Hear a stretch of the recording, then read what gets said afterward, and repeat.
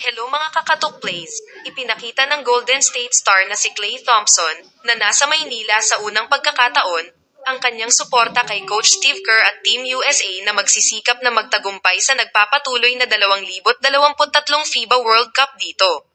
Sa press conference ng Anta Squad Asia Tour sa Peninsula Manila noong Huwebes, nagrally si Thompson sa likod ng kanyang mentor ng Warriors na kasalukuyang nangunguna sa mga Amerikano sa pandaigdigang kompetisyon na co-host ng Pilipinas. Ngayong nandito na si Steve Kerr na nagtuturo sa team, kailangan niya kaming ihatid sa hapunan at kailangan niyang bayaran ito dahil nandito siya sa labas at may utang siya sa amin ng hapunan, sabi ni Thompson sa pagbibiro. Excited na akong makita siya.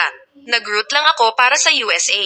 I know they're representing our country so well and it's just awesome to see how global basketball has been, especially here in Manila. Seeing every game is packed and seeing how much the fans really love the game is inspiring to me.